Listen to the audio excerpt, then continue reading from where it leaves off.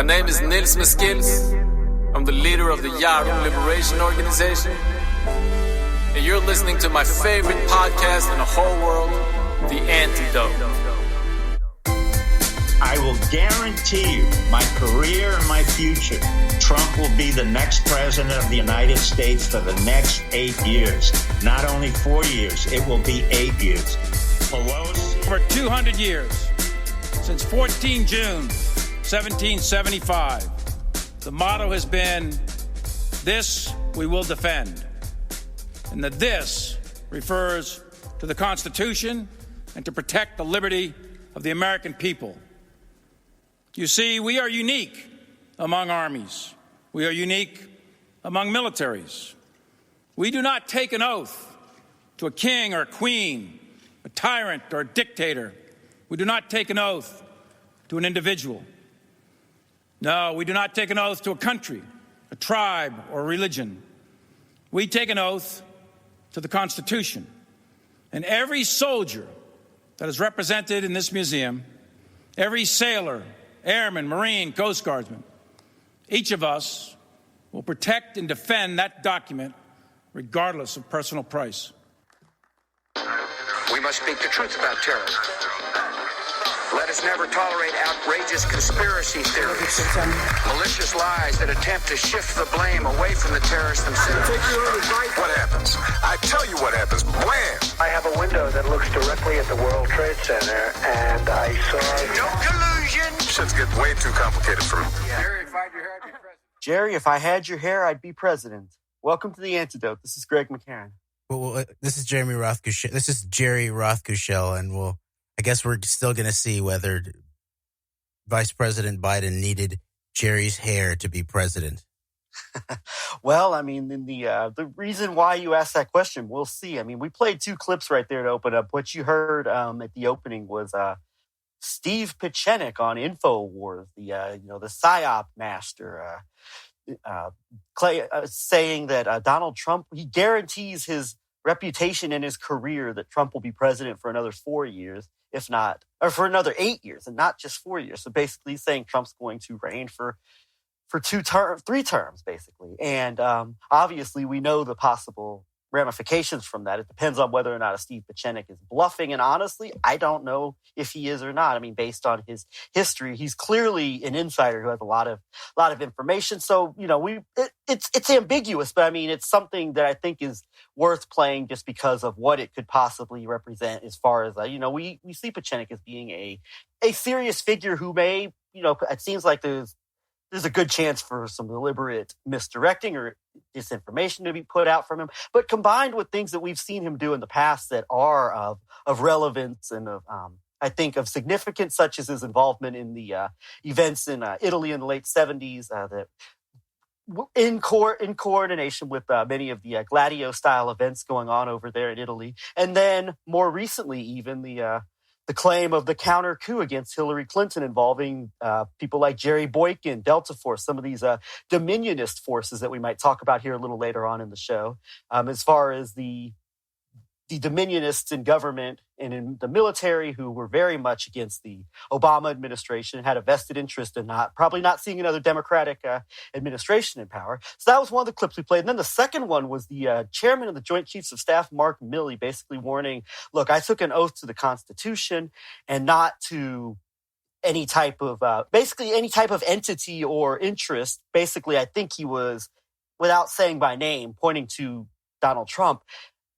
He takes his oath and his orders from the American Constitution and the ideals of the American system, and not from anybody who would try to get him to do things that would go against that. That's the impression I got from the clip of Joint Chiefs of Staff Chairman Mark Milley. And I thought these were 2 clips to play that are indicative and instructive of the moment that we're in. And I really think we're in uncharted waters in terms of certainly the modern history of our country, in terms of some very significant style events coming to play where we cannot rule out, and I don't want to sound alarmist, but we cannot rule out in the future like the possibility of things we've always seen and heard about in other countries coming to this country in terms of there's always been this idea or this perception of stability in our government, always the peaceful transfer of power, regardless of how corrupt the system is. That's always been like one of the hallmarks of our, quote, democracy and all that. I don't want to get into all that language that just causes you to kind of nauseate at times. But I mean, there is some truth to that. And right now we're seeing and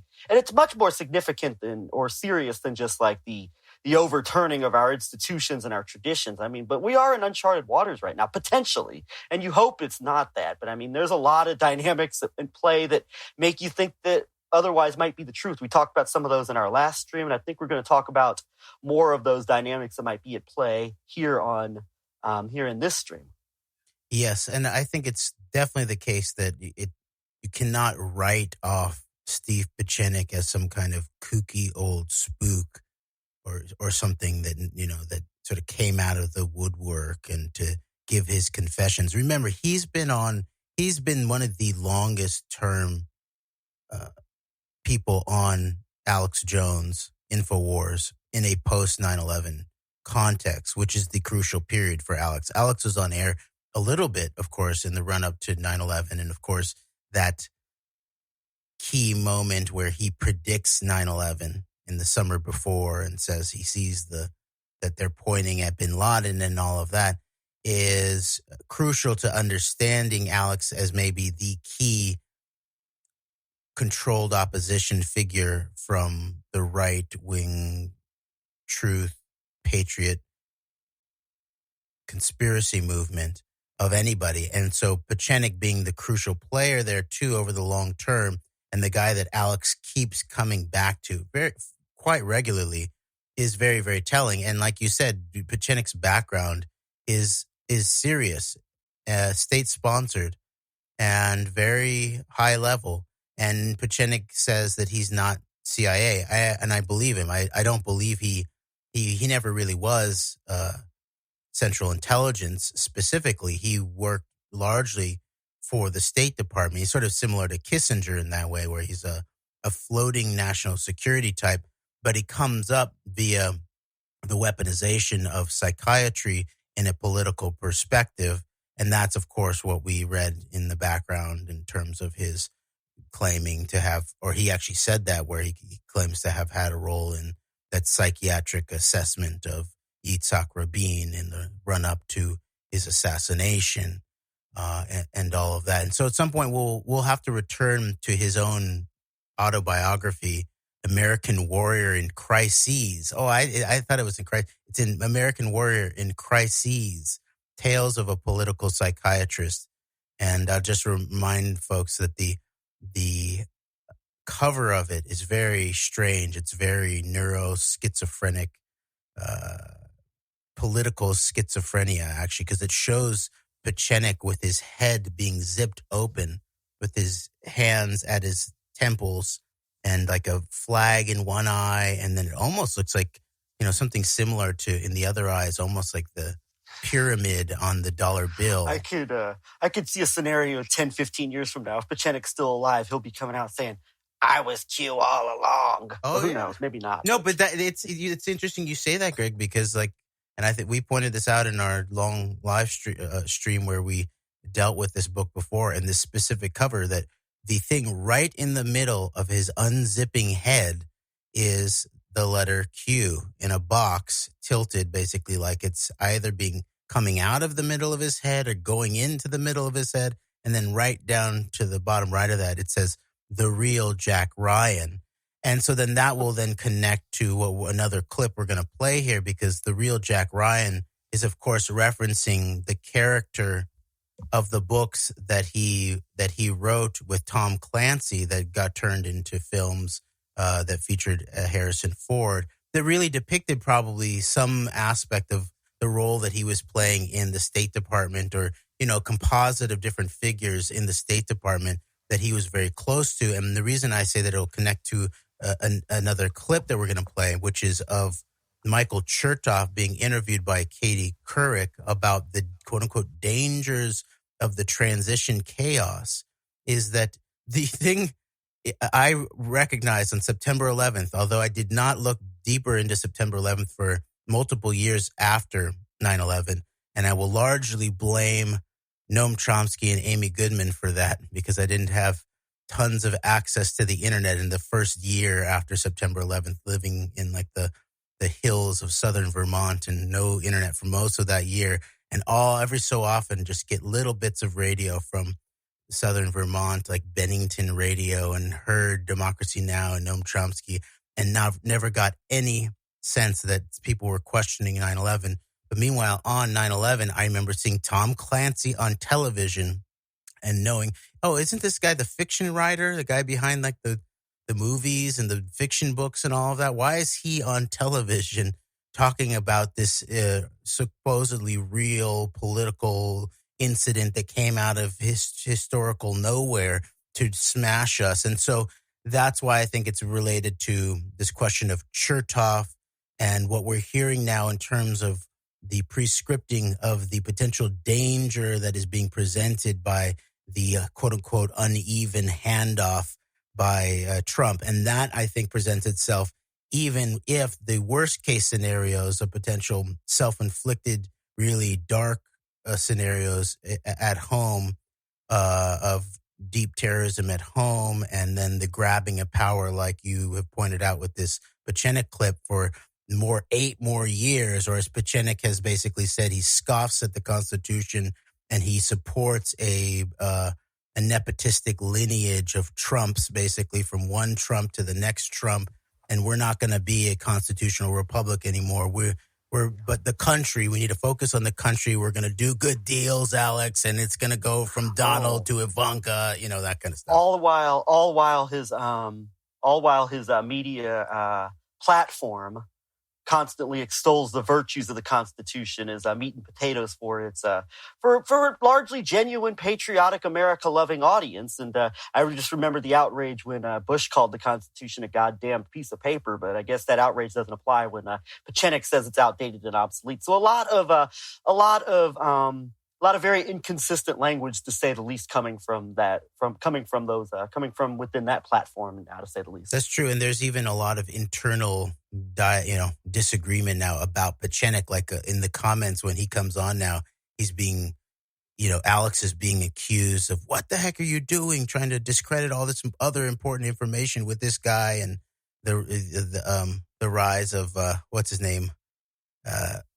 David Knight, criticizing or accusing him of being a CIA spook. Yeah, that's where. And at the beginning of that interview, Pinpointing scoffs at the notion of ever having been with the CIA. I think a direct reference to David Knight. So yes, and he's probably telling the truth there. I think Pinpointing is, and what we pointed out too is that this is really just a horseshoe of disinformation. So where Knight basically criticizes Pinpointing for discrediting the very, very real election fraud stuff that's going on here, that Pinpointing with his watermarked blockchain Homeland Security sting operation ballots picked up by most of the sort of Q and Trump right and run with intensely very quickly.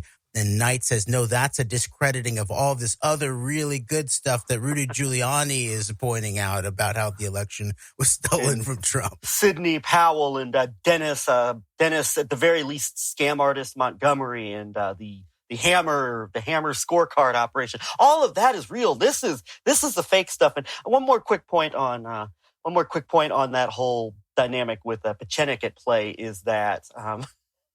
I mean, it's all crazy. I don't know how much of it's all just a bunch of noise and how much of it's just theater and how much of it's very real splits. But remember, I'll point this out one more time. We pointed this out in the past, is that David Knight said the reason why he does not invite Pinpointing on his shows because Pinpointing came out, I think, within days of the Las Vegas nightclub shooting, the massacre in Las Vegas, and said that no one died. It was all staged, blah, blah, blah. And this is the same person who no one in the media has touched. None of the InfoWars depositions even mentioned the name Stu Pinpointing in relation to Sandy Hook, when Pinpointing was the most vocal person who had openly, without any type of hesitation, said that, this thing is fake. There were no deaths. And so I still find that entire whole scenario very, very interesting, to say the least, and it makes you wonder about just how much influence somebody like Pinpointing actually has. And to wrap up the Pinpointing conversation, Robbie Martin on Media Roots Radio a few months back did a 2 or 3 part really detailed series on like the origins of QAnon. He makes a strong case for the possibility through some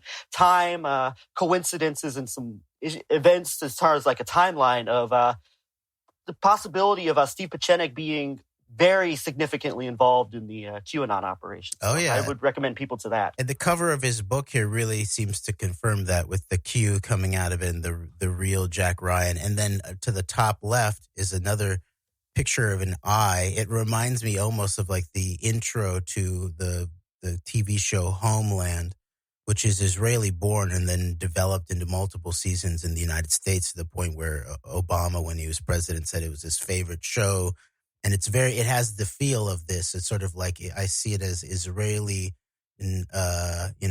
global war on terror era noir designed for the American people. And then, I've said this before, but I'll say it again, that I believe that in terms of post 9/11 television shows directed for the United States, it's hinged between the sort of liberal noir of Homeland and then the sort of Rush Limbaugh-oriented 24 for the more right-oriented people. And you see the entire narrative of the post 9/11 world hung between those two.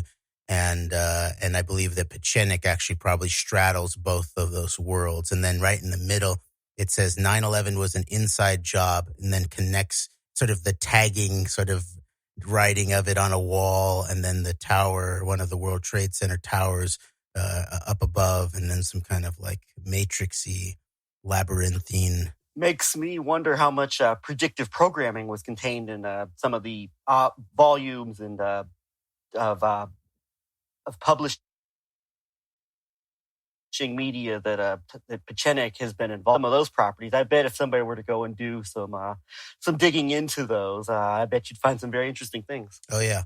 All right, let's go ahead now and play. All right, play so the Jeremy, clip. you want to get to this this clip of Michael Chertoff? I'm sorry. Yeah, the clip of Michael Chertoff with Katie Couric from maybe even yesterday, and this just sort of will describe the general sentiment that more and more is being pushed all around. Tons of references to 9/11 and Bush v. Gore, but you'll hear a sense of it. So I'm going to play that now.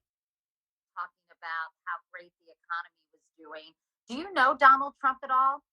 I mean, I met him once or twice many years ago. I actually was a judge with his sister, Mary Ann Trump Barry, who's a wonderful person, very smart, and an excellent judge. But I've only met Trump a couple of times over the last maybe 20 years. Well, I know that you and 3 other former secretaries of Homeland Security have said that it's time for the Biden transition process to begin. Why did you all feel it was important to come forward and issue that statement, Mike? Well, we had the responsibility of protecting the country against national security threats. And I remember September 11th came very shortly after the delayed count with respect to Bush versus Gore. Was it that short? Which slowed up the transition process. And that had an impact on our ability to put into place the people that we needed to respond. So we really had to scramble. As a consequence, President Bush told me, which I agreed with, that when he left office, he wanted a seamless transition with the incoming Obama people. So we prepared briefings. We sent people down to see then Governor Napolitano. We actually did an exercise to prepare them for what they might have to do if they hit office. And I actually agreed to stay an extra day for the inauguration just to have continuity of government if there was an attack or of agenda.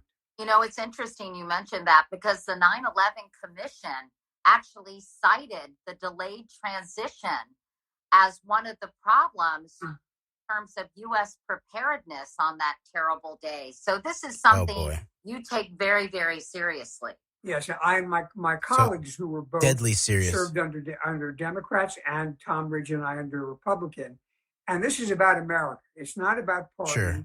It's not about whether someone's ego is being massaged or not. It's about, do we put people at risk?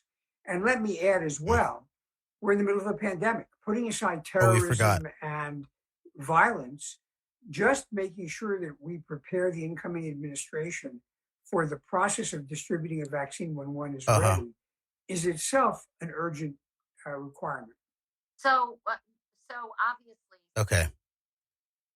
All right, that is just something else, really. Though, and this is being framed all over the place, and there's a lot of dishonesty there, of course, because September 11th didn't happen for months, right? Okay, the transition, at least the transition is completed in January of 2001, and September 11th doesn't happen for more than 6 months afterwards. And actually, of course, if you looked at it, it doesn't happen until other things are actually proactively done by the Bush administration, such as changes in protocol around NORAD and engagement that seemed to surround Rumsfeld and Cheney. And of course, we're still waiting for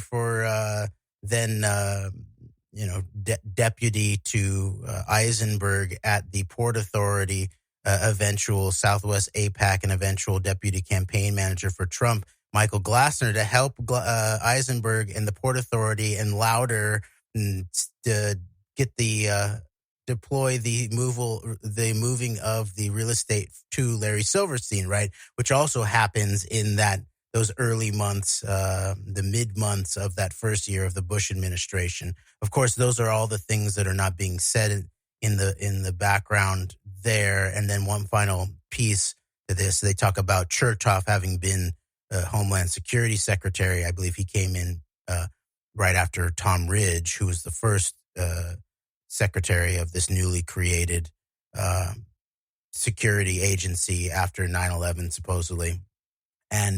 But his position, of course, for September 11th was crucial. I believe he was the head of the criminal division at the Department of Justice. And so we're not going to get into all of that whole background, but that entire complex there of the federal judge, who is directly in place to oversee all of that, Alvin Hellerstein, whose son was directly tied to one of the interested parties, at the very least, ICTS, a Israeli Shabak Shin Bet intelligence created company that was involved in the so-called security breakdown surrounding the airport aspect of September 11th. And then Chertoff in position at the criminal division at Department of Justice, insofar that we basically had almost zero Article 3 court activity around 9/11. It's basically the Moussaoui trial. Remember, and we've touched on this before, that during the Obama administration, there was actually a push to put the 9/11 patsy, Khalid Sheikh Mohammed, on trial in a civilian court in Manhattan, and all of the 9/11 perp adjacent folks and media went nuts and shut the thing down. So out of this clip, it's very interesting that the 9/11 Commission, I guess, as not being much of a media watcher myself, as far as watching 24/7 quote news cycles and unquote news cycles. I'm not too overly well versed in a lot of the particular narratives coming out right now. I sense an overall I was really big on the letting of the guard down of the general populace in terms of let's celebrate the Biden victory and just let's laugh at Trump on his way out. Although now it seems that some very serious figures are getting more are starting to talk more and more about the dangers of the outgoing administration in terms of a transfer of power, etc. But our friend Chris Rulon, our mutual acquaintance of ours, mutual friend of ours, has talked about. He watches. I think he keeps some more tabs on the 24/7 media cycle than we do. Not super close, but he'll check in from time to time. And he says he hears the 9/11 Commission being referenced quite often in terms of very disproportionate to. The amount of, media he takes in. And I find that to be very interesting. You've got Chertoff here talking about that. And that right there is ominous in terms of you get the sense of, at some level or another, a pre-scripting of some potential events coming out of, and this is more of in the event of granted and taking into account or the beliefs that there's going to be ultimately a very real, transition. The outgoing administration is going to leave and Biden and Harris are going to take over. But even in the event of that, which is what this seems to be getting at, that, the lack of preparation is going to make it very hard for us to stop another major terrorist September 11th style attack. And heaven only knows what that would actually what that would actually be in this age of time, with the obviously cyber technology. And we've heard the constant threats of cyber attacks. We've heard the constant threats of EMP, electromagnetic pulse attacks on the power grid. And so, you don't know what that would look like. But then also in the midst of this, we're still also dealing with this pandemic. I mean, this COVID-19 crisis and so there's a lot of things that like this, there's all this talk about the disruption of the peaceful transition of office. And I think that there's actually something to this, that an actual disruption of the transition process could cause some very real problems. But the way this is being framed is that we're using things that we've known just how much they've been, how much we've been lied and deceived to about, such as September 11th and the idea, it's very much setting up, I think, a false and very dangerous narrative, constantly citing the September 11th attacks and the lack of serious transition from Bush to Gore. It sets a very bad precedent, if you ask me. Oh yeah, I mean, because those two things are going down at the same time in these kind of narratives, where there is a dismissal at some level of the seriousness of the at least publicly expressed attempted coup by the Trump people. People say it's not a coup because he's already in power, but to stay in power against a constitutional and democratic process is a coup also, and so the Michael Chertoffs and those types in the mainstream media are attempting to downplay the severity of what's actually being done because it's being laughed off because of Rudy Giuliani. Rudy Giuliani is not someone to just laugh at, as was George W. Bush, as all the liberals sort of learned to just laugh at the clown. Meanwhile, highly capable political operators, very obviously, and some could even say that this has been architected as such as these public images of even someone like Donald Trump as a sort of out of control, stupid narcissist, rather than a long-term, very well oiled machine of con artistry and deploying fraud over the long term as a very effective businessman, if not a successful businessman. And so I think that this has been done in many ways. For example, like Noel Castler, who was the showrunner or handler type for the Trumps during the Celebrity Apprentice years, basically says that he didn't know about the accusations about Epstein, Trump, and Katie Johnson at the time. But when he found out about it, he said he checked in with all of the people who were there and who would know. And they said, of course he did it. And so I think that is crucial, because the public image of Donald Trump is basically this guy who's just sort of, hanging out and partying, and that whole clip with Epstein down at Mar-a-Lago, and makes Alex Jones, spin it positively as he's just a pro-woman. He's just a pro-womanizer, basically. It made Alex like Trump even more. Imagine Bill Clinton being caught with Epstein like that. Yes, and so I think or photos of the Clinton kids with Trump and Epstein meeting Eric and Ivanka meeting Uncle Jeffrey for the first time. Exactly, and so the clear implication of someone like Trump being able to effectively stand down virtually all major discussion about those serious implications that were legally alleged in the run-up to the 2016 election about Trump and Epstein in the early 90s and raping teenagers, threatening them and all of that. I just want to finish that thought that their ability to cover it up in that way, both in terms of the media, including Cohen's work and all that, should not be dismissed. It's the sign of a highly effective operator and operation. And it was basically, it looks like a very almost coordinated global, in some ways, effort to suppress this information, as Seth Abramson has gone into in his Proof Of series of books, how not only was it Michael Cohen potentially threatening Trump victims and compromising Jerry Falwell Jr., the first major evangelical figure to openly endorse Trump. But it was also obviously what looks more and more like a limited hangout of the Access Hollywood tapes and with all of that.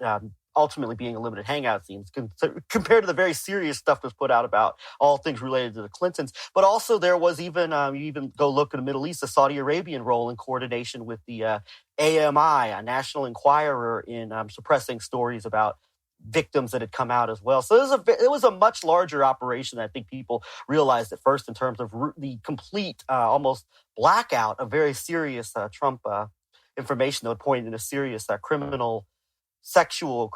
criminality from Donald Trump. So. Yes, and so what's being expressed via the Chertoffs to me is a very credible threat about what the coming future, the threats that are posed in the coming future, and of course, all right. So there's the disparagement of actually taking seriously the immediate threat posed by Trump getting rid of the head of the National Nuclear Security Administration, and then this whole grouping at the top of the Pentagon that we've talked about, that really does represent this sort of cue coming out of Pechenik's head in many ways, and then also the stoking of, the stochastic sedition, we might call it, in terms of Trump just saying, we're going to win in all capitals, and sort of basically telling, this is, you remember when I told the Proud Boys to stand back and stand by? Well, stand by and get activated now and come to DC and do all of that. And of course, there was no Antifa violence as far as I'm aware of in the previous weeks or even surrounding the election really in DC, even though everyone was all boarded up all around the country. But now the clashes, the violent clashes in the streets that we pointed to, that although the Proud Boys are pitched as quote unquote white supremacists by these types, such as the Katie Couric types in the media or the Savannah Guthrie types in the media, the real thing that they are political violence shock troops, where they can be counted on to get into the street in a provocative fashion and in a way that will guarantee that Antifa will be there in a counter political violent fashion, and there will be political violence rather than serious debate. And I've been pointing out that when was the last time you actually saw a video of like a circle or a confrontation, a clash of facts and political ideas out of any of these kind of street situations, almost anywhere? There's a few scattered around, but it's almost all just videos of people getting clocked and things being thrown and all of that, rather than a clash of political ideas, and I would just articulate that, as we pointed out a few years ago, that 2021, in order to, no matter what happens with how the election is resolved, and we'll finish off with the potential threats here in all the different parameters of it, 2021, we're going to need to help to figure out how to hold the country politically together with all of these different intensely split factions that are angling towards more and more violence and total not talking to the other side. And so my proposal is that we treat it almost like the way that hip-hop culture in crack-infested Bronx treated it in relationship to the drug war, gang warfare between black gangs and Puerto Rican gangs. In a similar kind of way, we need to bang out these politics as much as we can in terms of public facts, analysis, ideas, and especially to model for the young men the energy of competition and the energy of political battle, the way that it actually looks, which is when you take your ideas and you clash with somebody potentially face to face. But you bang it out in terms of the clash of ideas, not this cowardly, just destabilizing, ultimately with seditious effect in the United States of America of these sort of street war types.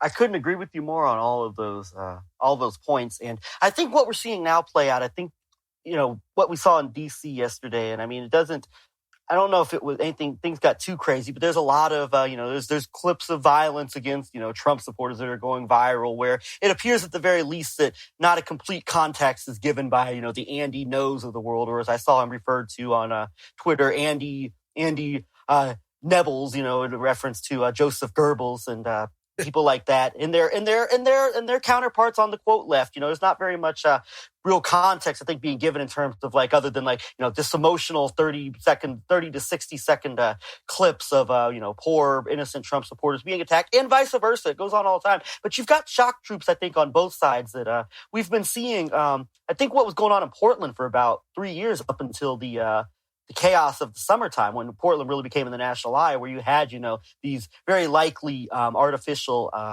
provocateur-style Antifa forces going up against the likes of Proud Boys and Patriot Prayer, both of whom seem to have significant connections to Roger Stone, by the way, as he's still involved in all of this. And he's been involved in very much cultivating these forces that have risen up and become so prominent within our culture as an example of these shock force troops we're talking about. So, this is becoming more and more, I think, nationalized in terms of that whole dynamic. And it definitely started with the aftermath of George Floyd. And it's continuing on now. And you just hope it doesn't get more and more out of control. But with the trend of the way things are going in our society, you can't help but believe that it actually will. Did you want to make a quick point before I went back to something else you said? Just that piece, the political division, the political chaos, the inclination towards political violence piece is something that we're facing no matter how these other threats get resolved. And the other side of that, of course, is the COVID, not only the winter as things escalate medically, it looks like, and then they will then be escalated politically after that. So those are the two things we're going to be facing next year, 2021, no matter how this immediate sort of threat matrix gets resolved or does not, is the question of COVID and the question of political division violence. Yes, and very much I think those are going to be such dominant themes as we move into 2021 and beyond. You never know. It could feel like years have gone by between now and January 20th. There are a lot of things that could happen in the next 2 months. So, it's going to be a very, very, to say we live in interesting times, it's always an understatement. But we're entering into some potentially uncharted waters in the modern history of our country. So, we'll see what happens here. But, and then going back on to, this will segue, I think, into what we want to talk about, some of the forces and dynamics that are at play. But, I was very wary and critical of the dismissal and laughing at of the Giulianis of the world, as you mentioned. Oh, old crazy senile Giuliani. He's they did a press conference in front of a landscaping business next to a porn shop, blah blah blah. And he's so funny, and they're so incompetent. Oh, Steve Bannon's going crazy. He's calling for beheadings. But once again, we've talked about this for so long, Jeremy. That's the downplaying of just how dangerous these people are. This is respectively the point man on the ground in New York City for the September 11th operation, and the man who spearheaded and largely oversaw the psychological warfare operation that led to Donald Trump and led to this current moment via really radicalizing the new media, the combination of print media, online media, and social media. And so right there, that's just a deliberate downplaying right there, just how dangerous these people are, and the incompetence of the legal process. They brought in a man who's not an attorney to be the head of the recount effort. No, it's just a guy by the name of David Bossie who illegally received crucial battleground info from an ABC News producer on election night, which could very well have shifted final results in places like Pennsylvania, Wisconsin, Michigan, the battleground states that were under question. And by the way, for all you Trump people who say that, or the Michael Tracys of the world, grifting, whatever grift he's on now, want to say that the media doesn't investigate the Republican claims of voter fraud. Meanwhile, it was basically election fraud. He still called it election fraud, and he was referring to just the allegations that Russian elements were involved in propaganda surrounding the 2016 election. Meanwhile, there was no word that they were actually that there was actual election fraud, machine rigging in 2016. Not a single member of the mainstream media said anything about that. Exactly. And the matter of fact, the ABC News producer who gave the info to David Bossie of Citizens United, Chris Vlasta, he was actually promoted in the last couple of years after he received a token reprimand for his actions. So, and by the way, one last thing on Bossie is that I'm glad you brought up Citizens United. So he's a key figure here, both in this 2016 election scenario that you pointed out with receiving the data, but then also leading the way on Citizens United, which is interesting. There's this clip. First of all, Justice Alito recently did this very resentment-based politics speech for the Federalist Society for their big meeting this year. It perfectly plays into, the culture war, legal battles. But it's interesting, too, the clip of then President Obama, I believe one of his State of the Unions, maybe I can't remember, but after Citizens United, he basically said that, I believe in the separation of, the branches of government, separations of power. But meanwhile, we had the Supreme Court basically opened the floodgates to all kinds of corporate money here in the United States, and even the potential of foreign money. And the only reaction you see from the Supreme Court justices who are sitting in the audience, and they're meant to just not react, just sit down there. But you see Alito shaking his head back and forth, real angry at Obama, basically, for saying that. So I just want to point that out in terms of Bossie opening up the legal floodgates for exactly what we saw in 2016, which is the massive amounts of both legal and probably extra legal foreign influence. And the money that has come in from people like Leonard Blavatnik, Oleg Deripaska, that I think have played a key role in another thing you don't hear about in the media is the potential, very likely key role that financial and other types of contributions coming into the likes of Mitch McConnell, Lindsey Graham, Kevin McCarthy, who was just on a hot mic 4 years ago, or was caught. He said it was off the record. It was a joke that Putin probably owns Trump and Representative Dana Rohrabacher, but now he's completely shifted his tone on that. And a lot of that, I think, has to do with the money that came in. I think you can make a strong case for money coming in and other potential favors and et cetera coming into some of these Republicans who were not completely on board with Trump early on and who have now completely shifted their tone to the point to where people like Ron Johnson, who took this Moscow trip on July 4th a couple of years ago, is now saying, well, there's nothing to congratulate Biden about. And so that's very, very key and very crucial. And none of this gets heard about. And the fact that there was no play in the media about the Clinton, about the potential of this. There was a token, Greg Palast, Jill Stein, let's recount the votes in these states that went nowhere. Meanwhile, when it mattered, Hillary Clinton completely conceded and gave in to Trump. The Electoral College thing about flipping votes went nowhere. I mean, and so it's a complete joke and it's an insult. It's very insulting to me, this idea that only the Democrats are allowed to cheat with impunity, but the Republicans aren't. I mean, that is such a lie and it's such a slap in the face to the truth. Yes, and it helps cover up the truth, and which both the Republicans and the Democrats are both apparently invested in, and so this is part of the question about how the election thing is going to get resolved. But I do want to just finish fleshing out that these threats from people like Chertoff, I think, are crucial to basically guarantee that they are setting up the pre-scripting of a situation like a 9/11, where and who knows, it could be where instead of sort of post-transition, it's actually a during transition, and these guys at the top of the Pentagon, and now what we're seeing beginning to be some action and some movement and activities in the Middle East suggest that there might be some kind of provocation even during this transition.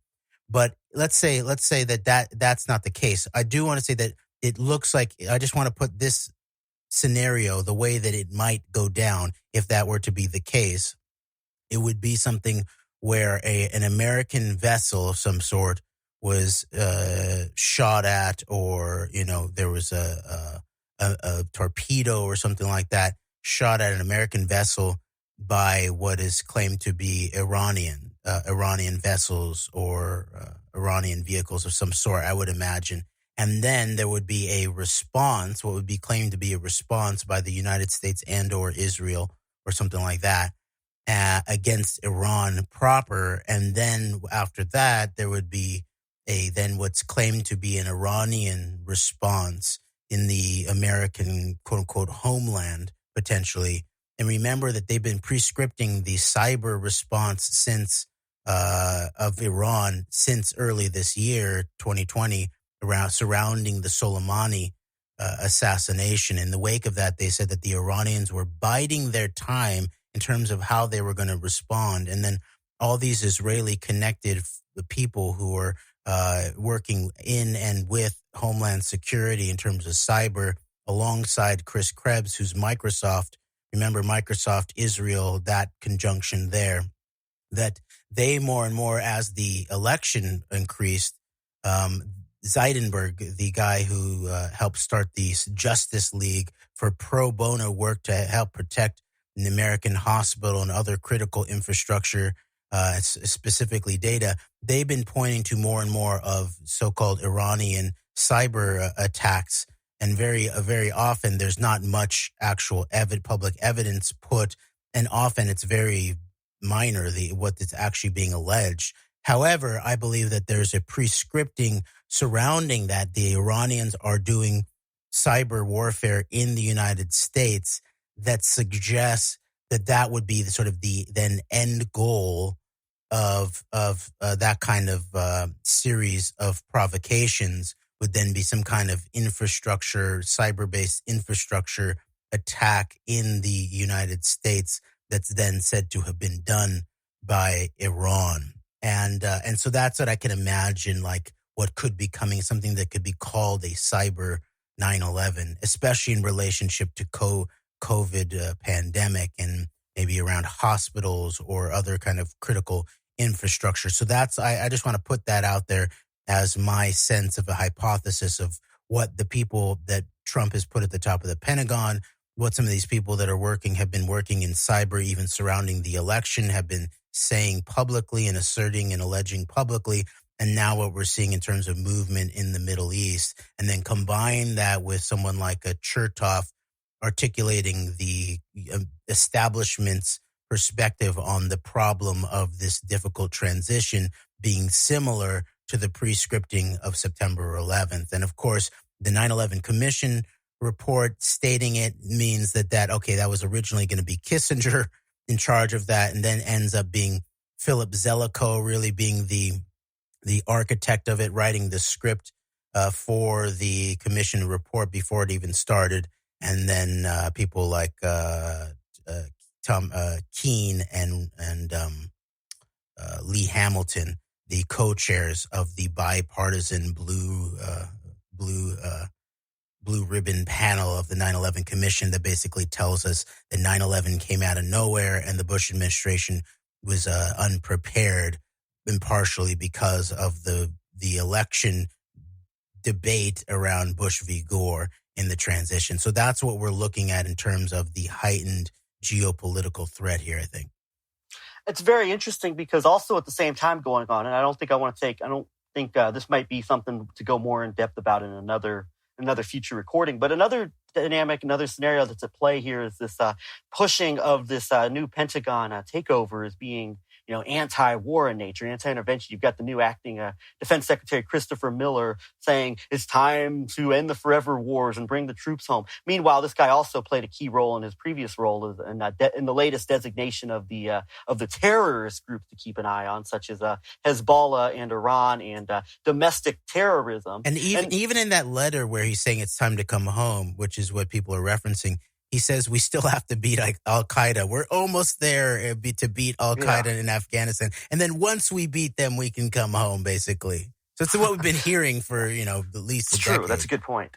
But in terms of from a propaganda perspective, it's really taking off, and this narrative's taking off quite a bit in some of the forms of, media that we've identified and talked about in the past. And also the appointment of Colonel Douglas Macgregor to a new Pentagon advisory role in his talk about or noise about ending wars. And Mike Pompeo took money from the Israel lobby. Meanwhile, Colonel Macgregor's got an interesting history that I think somewhat belies this image, at the very least, from more or less of the multipolar angle we've discussed in terms of the lessening of U.S. power globally in exchange for the rise of some of these other powers. So there is this anti-war play that we might identify, we might discuss more here in the near future as being very interesting. So, but also what that opens up also is that someone like a Colonel McGregor, who's very loud about, well, we need to get out of these wars. Also, what is what is his? He's also a massive hawk when it comes to using force against unruly American citizens as well. So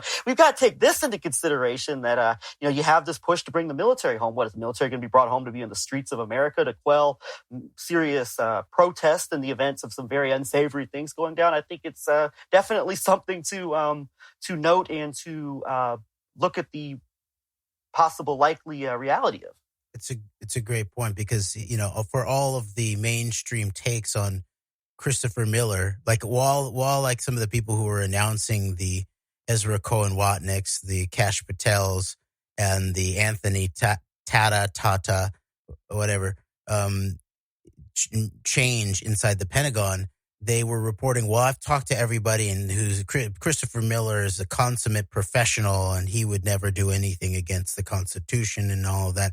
And meanwhile, what we see is that he comes directly out of what is the locus of the total information awareness push post 9/11 that got shut down in a government fashion at that time. And as we've discussed before, was then basically siphoned off, contracted out to the corporate sector. And it was very, very smartly, actually, I would say the PR of it was very wise, away from Poindexter's all-seeing eye as a government agency wanting to know everything about every American citizen, to, opt into Facebook, opt into Google and YouTube, and all of the social media and all of that. And don't worry, you'll get free services out of this in order for us to then glean all of your data and information and all of that. But meanwhile, the government side of this, the facilitated by the War on Terror narrative and operations worldwide,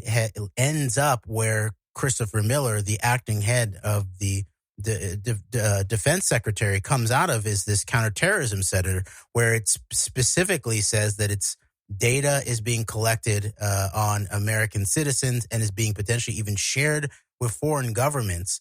And so I think you're right, Greg. There is that danger that is, even by those who are the sort of have the strong anti-war or anti-interventionist credentials of like McGregor. Is that his name? Douglas McGregor? Douglas McGregor, and I'm sure some people, it harkens back to the great General MacArthur and all that he supposedly did. I mean, it's just the kind of image it puts in your head. But yes, his name is Douglas McGregor, and he's got an interesting history that we might delve into in the future. So yeah, it's interesting because I think you're right that in a larger umbrella of what we're hearing from all of these guys, the sort of the time to bring everybody home, and yet they're also hawkish around the combination of sort of quote unquote Israel's enemies, Iran, and then domestic terrorist threats. And what's interesting too is later in that interview with Chertoff, he even he de-emphasizes Al Qaeda and Islamic terrorism in a post 9/11 world and points to the threat of domestic terrorists, which I think is obviously he's probably pointing to what's seen as the white right threat and all of that kind of stuff. Right. So there is this element, and especially when you see the sort of Antifa versus the white right, really, that's the way it's seen, that those kind of parameters play perfectly into the consensus here around where the real true threats of the war on terror have gone from the hills of Afghanistan and are now in the streets and rural areas of the United States of America. And all of these guys seem to align with that kind of perspective, even in just the idea of let's bring all our soldiers home. In, like you said, the question to do what? What are they gonna do now? So I do think that is fairly disturbing, and we need to keep our eye on that. And then at the same time, you have this whole question of Q, and obviously, like people like Pachenik saying these things about the 8 more years of Trump, and this is sort of, we're going to sort of phase out the Constitution, is it what, and the Republic really is what he sounds like, in favor of a powerful country that makes lots of deals via the Trump lineage crime family that's going to take different positions in it. And then meanwhile, Q has also put forth Q released another statement post-election for the first time and used language like, sometimes you have to go through darkness to get to light. It had to be this way. No one can stop what's coming. And a lot of language around the sort of the dark and the light. And so there's always been this thing for a long time in the Q narrative about the I believe it's called the 10 days of darkness, and all of the Q people try to analyze, did that already happen? What is it? What kind of thing is it? And so the way I look at it is that fits perfectly in a very direct fashion of things like hits on the grid or power being turned off and some partial or generalized aspect in relationship to the kind of, threat escalation we can see these types of the head of the Pentagon orchestrating in relationship to someone like Netanyahu in Israel to in a theater of war with Iran that then is deposited back here in the so-called homeland. Yes, and what I thought of when you brought that up, the prepare for darkness, or darkness leads to light. By the way, it's a very twisted variation on the order out of chaos. You'd almost look at it like that we've heard so much about in the alternative conspiracy-oriented media for so long. Order out of chaos, which is the. And so, I mean, it's a differing variation of that, basically. But so what I thought of when you said that is this whole if the efforts to change. There's a serious effort, I think, in place at some level or another to try to change the results of this election, quote, legally, unquote. And if that doesn't work, if releasing the Kraken, I think how that's pronounced, as Sidney Powell and General Flynn are promising to do, doesn't work, then what? I mean, then what? I don't think we can completely dismiss the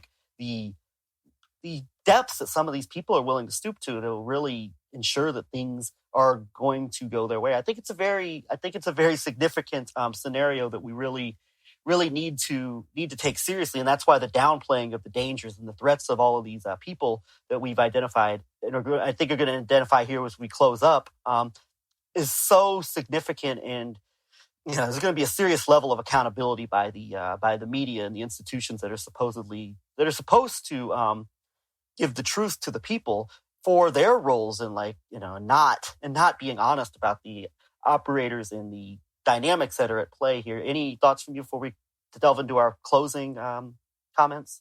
Well, yes, just that the crew that is now being said to be the leader of the legal strategy for Trump also includes not only Sidney Powell, as you said, and Rudy Giuliani, as we've mentioned, but also Victoria Tenzing and Joseph DeGenova, which of course is right in the mold as we've been looking at for a long time there. And I think Dmitry Firtash actually becomes the figure that seems to draw a lot of these different voices together, including Michael Chertoff, who I believe at his law firm represented Firtash in some capacity at some point. And I believe the Tenzing and DeGenova were also wrapped up with Firtash. Is that right, Greg? I think so. I think there is a connection there. I don't have it off the top of my head, but I believe there is that connection at play. And also, in addition, Firtash figures into the current DOD shakeup with Kash Patel and Devin Nunes and there's some venture capital. Kelly 2277 on Twitter has I think we linked to it in our last thread. We'll link to it in the show notes this time, but really breaking down the Firtash oligarchical connection to this DOD shakeup. Yes, and I believe Tenzing and DeGenova were lawyers. Basically, Firtash seems to have been passed from the Clinton lawyer Lanny Davis and then the Michael Cohen lawyer Lanny Davis's hands, Firtash's lawyer, to the DeGenova Tenzing lawyer hands. And so this aspect, this sort of connection here amongst all these people, including Chertoff, who's supposedly warning about the situation, suggests that we are in a very dangerous situation like you're talking about, because that represents not just sort of domestic fascist types, potentially making, just going for power, but it represents, or even the Israeli angle of the maintenance of their American asset per se, but it potentially represents the Russian chaos warfare aspect that backed Donald Trump, not just because of what he was going to do in terms of positive policies as seen by the Kremlin, but as a part of hybrid warfare against the American institutions, the possibility of democracy, and then as we're seeing now, real, actual national security threats in a domestic fashion. If you then factor in questions of broken arrow and missing nukes and that whole dominionist, really sort of super uber apocalyptic Christian Zionist grouping that seems to be the national security base for backing Trump. And also that Mike Pompeo seems to have a steep background in as well at the State Department. So, by the way, real quick on Tenzing and Digenova, the husband-wife legal power couple, they were hired by Firtash, and then they in turn hired Lev Parnas to serve as their interpreter in Ukraine. So this is all very key to the Ukrainian operation that went down with all the digging up of dirt on the Biden family, et cetera. So very key operations that are and that's something to go back to with even the Clinton angle with Firtash representing Clinton's Clinton connected Lanny Davis. There's a lot to undig there, but these are very key players in these political operations that have gone on over the last few years, and of course in the long term as well. Even with Tenzing being Scooter Libby's attorney, Libby, Iraq War architect, being pardoned by Donald Trump. Greg, what was the deal that you always talk about how Scooter Libby and the football who was playing? Oh yeah, it was very interesting. Dana Rohrabacher, who was known as Putin's congressman, Kevin McCarthy, House leader. Putin. If Putin owns anybody, it's Trump and Rohrabacher. Dana Rohrabacher has talked about it. It seems kind of far-fetched to just make up that Dana Rohrabacher and Scooter Libby back in the 90s used to played football with Putin in D.C. and Rohrabacher arm wrestled Putin.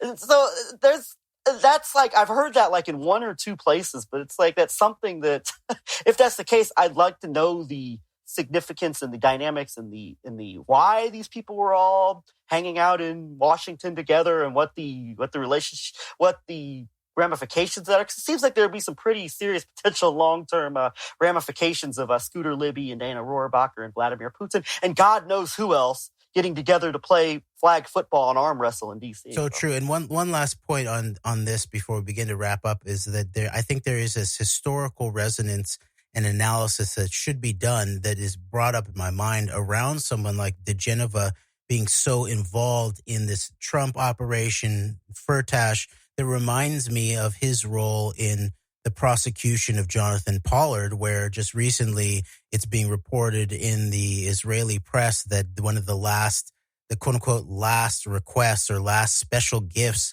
that Netanyahu is requesting of Trump is to pardon Jonathan Pollard finally and fully.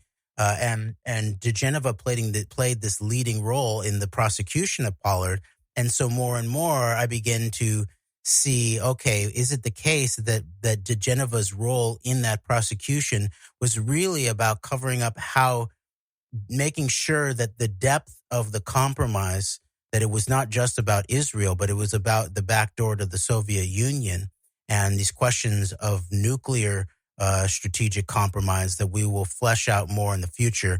And it's interesting because as, things get more intense in this moment, there's a tendency to deal with the proposed emergencies of our present. And I think it is important that we stay focused on that. But meanwhile, this history, and I'm thinking also John Swin just put out a recent documentary about Max Fisher, which that whole crew then also plays into this background of people like Pollard and Digenova as this long-term relationship of Israel as a backdoor to the east in some ways, to the Soviet Union. Then people like Arm and Hammer and all of that entire network, which also was where the Epstein-Maxwell network gets its traction in an American context, but it comes out of. So to really understand this, we may need to keep our historical eyes open surrounding such things as the Fisher Network or the Pollard Network, especially if someone like DeGenova is now at the lead of this, election sedition operation for the Trump forces. And meanwhile, he was in the key place to prosecute Pollard and make sure that the depth of the sabotage and the espionage damage and how it connected to the Soviet Union and not just to quote unquote ally Israel was never really publicly known. So I'm very suspicious of that, and the sort of the Firtash combination with the Trump representation in this moment suggests that to me. Yes, and so let's so much history. I mean, there's never enough time to uncover all this. I mean, we just keep learning things, and you think you can learn everything that there is to know, but like you never stop learning, and you never stop finding out new details and new information, and also your views and perspectives on things change over time and are altered and are evolve over time with the uncovering of new information. And it's just amazing how much you continue to learn, because if we had all the time in the world to just talk about all this, it would never be enough time to get to the bottom of everything. So it's there's so much history to uncover, and a lot of it hidden. But the funny thing is that pretty much all this can be verified in some way, shape, or form through quote mainstream outlets. I mean, that's one, and so it's amazing how that works out. And so I'd like to wrap up by, I think, what I'm identifying is like just the danger of the moment in terms of like from this what we talked about, this potential for like this authoritarianism type of scenario that we've never seen in this country, that I think a lot of us still subconsciously cannot fathom or comprehend of like the possibility of like these coups, these overthrows that you hear about in other countries so much. And in terms of the uniqueness of the moment with this Trump movement and everything from the riling up of the base to the very serious maneuvers that are being made, both from a legal process, but also from this DOD shakeup and in other areas of significance as well. And I look at and there could be more players at play. It could be less complicated than this, but I see kind of a 1-2-3 punch at play here right now. One is this obvious, Israeli-centric angle that has been so covered, I think, so extensively in so much of what we know is, the alternative media, of like the plays that we talked about in our last show, of this Iran play with Elliot Abrams, the special envoy to Iran, immediately going over to Israel in the aftermath of the announcement of the election for Biden after Netanyahu's half-hearted congratulations, which he followed up with this really, it seems, very serious thank you to President Trump for all the great things you've done for us over the last 4 years.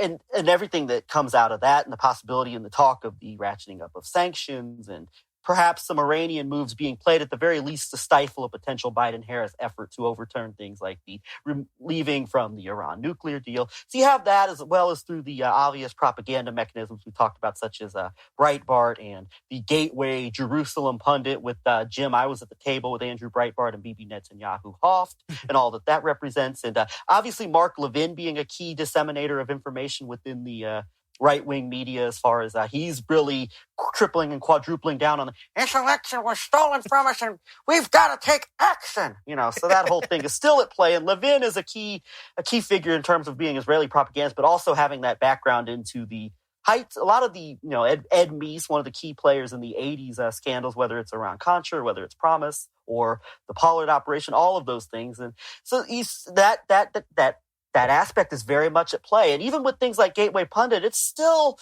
there's more than just an Israeli angle going on with an outlet like Gateway Pundit. Very clearly, Gateway Pundit was at the table with this, almost like this takeover.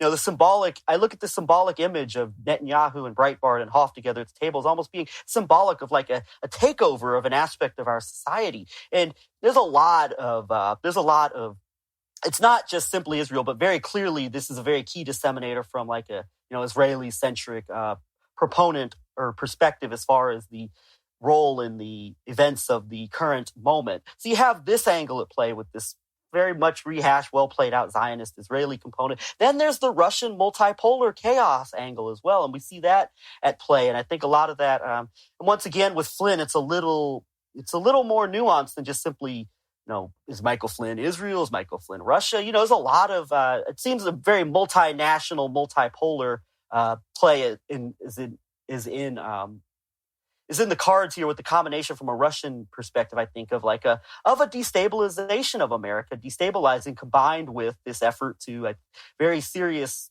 play to, and that's a lot of the anti-intervention rhetoric is centered towards, is this removal of the Americans. Yankee, go home. Yankee, leave. We hear the anti-imperialists talk about for so long. Yankee, go home. Let us take over the global operations in all of this, and that angle is at play. And then the final one, and perhaps the most dangerous one of all, is this combination. You alluded to it earlier with the combination of Citizens United and the Samuel Alito speech at the Federalist Society, and what you identified with Alito being very, very unhappy with Obama, talking about the Citizens United as basically like almost a stealth takeover of our political system via the unlimited coffers of money, both domestic and foreign, coming into our politicians and our elected officials. Is this combination of Council for National Policy, right wing, the real arm of the right wing side of the world order, the right side of the world order, as our friend John Brisson calls it, the power arm with all of its interrelated networks. It's a combination, it seems to me, of corporate power, the corporate style breaking down of any types of regulations or oversights of business, as the Koch brothers and people like that have been adamant for so long. The Steve Bannon deconstruction of the administrative state, and then the really apocalyptic Zionist dominionism that's at play, which is this very, as you talked about, those who have this very dark, grim, apocalyptic view of how society's going to end and all this. I mean, it's very scary. And I even go back to the downplaying of the threats that some of these people pose. And I think of Kenneth Copeland, the televangelist, the Masonic prosperity gospel televangelist, and people, the viral clip of him laughing at the Biden results. Ha, ha, ha, ha, ha, ha. And but on one hand, it's very easy to make fun of and mock someone like that. But at the same time, people like Kenneth Copeland know these dominionist power players and have connections to these people. And so, you laugh at something like that, but it's something, I think you have to look at the scenario of that, and even the Paula White's hysterically praying and speaking in tongues for the spirits to come out and save Donald Trump. I mean, there's, it's easy to laugh at those things, but it's there's much, much deeper, darker energy with those things. That you can even look at those types of scenarios. If people who are in the know, who understand how these, this whole apocalyptic dominionist power structure that has been ensconced in places of positions of power through our society over the decades. And it's really not, I don't think at the end of the day, it's something to really laugh too much at. And that's another failure of our institutions, is that, let's just laugh at the crazies. But meanwhile, it could mean something much, much more than that. And I think we do want to get into this, what you talked about with the very dangerous situation with their nuclear weapons arsenals, and the dominionists being key to this angle that is very much at play in this current moment. And out of the 1-2-3 punch, I think that all of these there's a symmetry in terms of this 1-2-3 punch. It may not be an entirely correct scenario, entirely correct layout here, but I think this is what I see going on here, and I see this as being the architects within this Trump operation and everything that it represents from a bigger perspective, both domestically and global, as being the players that are really in play, that we really need to keep an eye on. And I mean, more than keep an eye on, we need to be sounding the alarms as much as we can on just the dangers that this combination of interests represents at a very, very high level right now. Yes, and I appreciate the network breakdown that you did there, and to take some of these networks that are easy to just laugh at in terms of the Kenneth Copelands, and realize how deep a power network they actually represent, at the very least in terms of driving aspects of the base that are being whipped up into a frenzy at the end of this political cycle. And I do think that there is this major danger. These are those that dabble in apocalypse, especially obviously this intersection of the sort of Jewish Zionist power structure located especially in Israel, and then the sort of Christian apocalyptic dominionist approach to Zionism is a very combustible combination there. And so once you have folks like that are serving those networks in command structure roles, such as in the nuclear command staff of sorts, and this was always the allegation that it was in the high ranks of the U.S. Air Force. For example, there's McInerney being one of the leading guys. He doesn't strike me as so much having pushed the apocalyptic dominionist narrative publicly as much as others maybe, but the fact that he's leading the way on the political operation propaganda around Hammer and all of that is very, very telling in terms of his role at high levels in the U.S. Air Force and the relationship of the U.S. Air Force almost as a parallel nuclear command structure in the United States. You remember this, and this is just the last thought that I have in relationship to Trump in this, is that a lot was made, the people who were really concerned about Trump early on in his administration or even during the campaign would point to the way that he would have a fascination, a very dark fascination around nuclear weapons, about the use of nuclear weapons. And it is the case that it looks like that the Esper, the Pentagon chief who's dismissed, was part of the consolidation of command chain powers around such decisions as nuclear trigger kinds of executive command questions. Of course, where there's no real checks and balances other than whether the military commander on the other side of the phone who's receiving orders from the president is willing to go through with it or not. And there's almost never any reason that could be constitutionally given to not go ahead and do it. And so that is the dangers not only of the moment, but of the structure that has been created in the midst here. And, we'll have to put it off for another day, but we've noticed that some of the things that like the Aaron Mate types who criticize people, quote unquote, pushing Russiagate conspiracy theories always use to debunk it, is that Trump's doing bad things for Putin because he's upending letting all of these long-term nuclear decommission deals and nuclear disarmament deals and Cold War ramp down deals to expire. And supposedly that Putin is against that because the Kremlin is sometimes warning about that or saying we're willing to recommit to this. But meanwhile, if you look at what Putin actually says, he's also always bragging about how this has given them an opportunity to develop hypersonic nuclear missiles that are undefeatable in terms of the old nuclear defense regime and mutually assured destruction. And so it's clear that Putin himself has his own angle on nuclear weapons and the power that emanates from that in terms of Russian military state power. And it's a key leverage and strategic point that he maintains in a way where the conventional forces of the Russian military are in no way equal to the United States or China.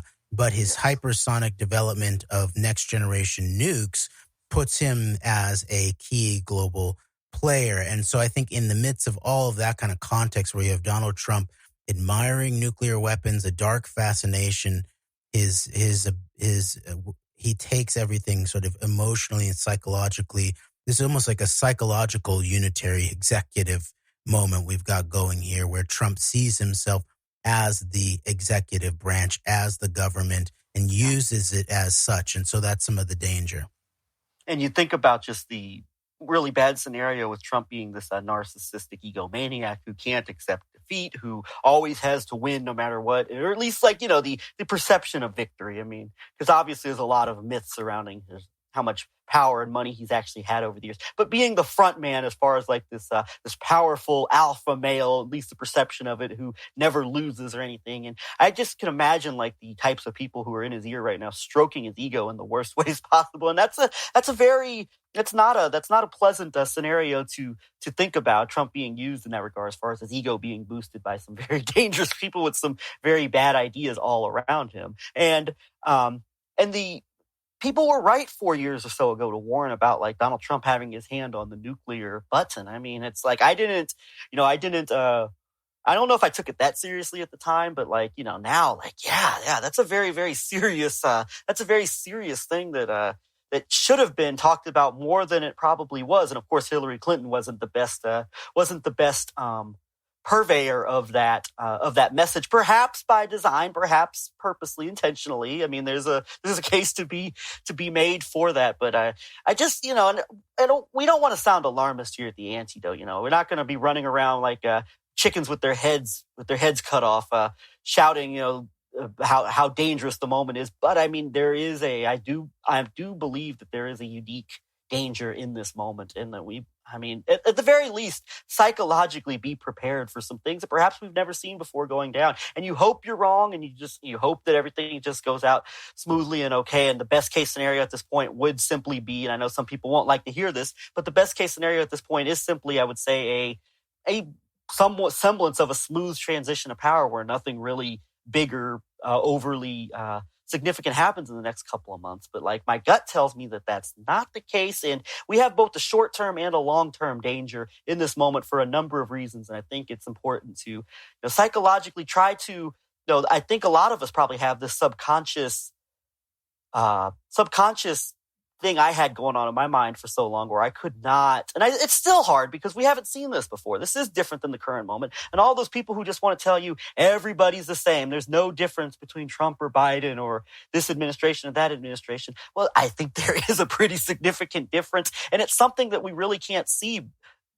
I believe this consciously because we have not dealt with this before. But I mean, we do need to psychologically prepare ourselves for things we've never seen before, the things that we only hear about in other countries and read about in newspapers and see on television coming here. I think it's a very real possibility, and anybody who wants to dismiss it or downplay it, I think that you're making a mistake. I totally agree with that assessment in terms of, at the very least, it's very important psychologically in a defensive fashion to contemplate the reality of your terrain, whether it's real close to home, in terms of actual physical threats, physical dangers, even if you think about yourself as a more primordial human in a wilder landscape. It's not, to think about what it might mean if you heard, howls of animals in the background as the evening is approaching and the fire is lit or being stoked for the evening hours. It's not, it should not be disruptive or destabilizing to contemplate defensive maneuvers or what you might do or what the danger might be if those wild animals decide to approach your camp or your setup and all of that. So even just sort of being mentally prepared to be responsive rather than react in the moment. And that is the difference. That's a big political difference right now, I think, that we need to even think through. And this kind of analysis that we work to do here in The Antidote is part of attempting to create a political conversation where instead of being reactionary or reactive or just always reacting to what's going on or to the quote unquote other side or those that you disagree with, either on principle or policy, that you are responsive if you're in a dialogical fashion. Or you're also being proactive in terms of your proposals. And so that's the other side, I think, of us contemplating these things that could be seen as quote unquote worst case scenarios or potentially alarmist. But, if there is a threat of animals approaching or of a fire approaching, it's not alarmist to sound the alarm or prepare the alarm or to prepare the people to consider what's going on here. And also, finally, in terms of that, the way I consider us talking about this is they always talked about how it's the Jewish grandmother's mode to magical thinking.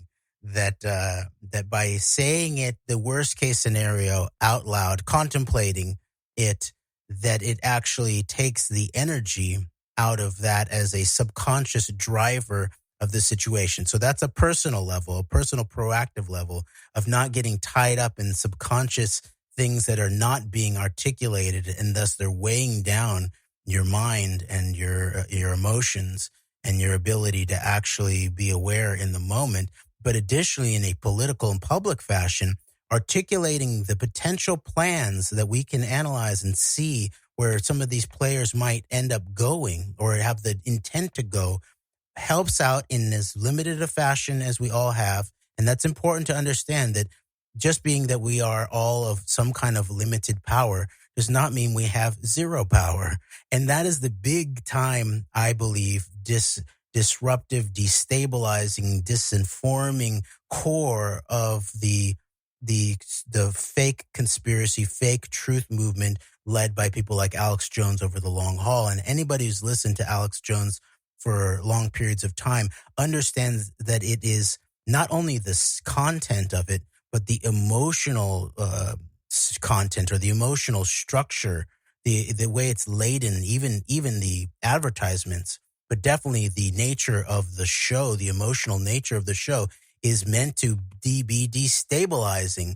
And the best criticisms of Alex Jones are not always on what he gets, the way that he bad jackets and tars and feathers important information with his outlandish, crazy persona, but the way that he it intends, it looks like, to make his audience feel a combination of endlessly agitated emotionally over long periods of time, combined with no deep breathing politics where you think about long-term strategy, think about where the kinds of leverage points there are in your political system, and begin to publicly strategize about a real American politics, a real American Renaissance style politics, as Alex usually, tips his hat towards as what he's doing there. But there's actually none of that, because it's all destabilizing.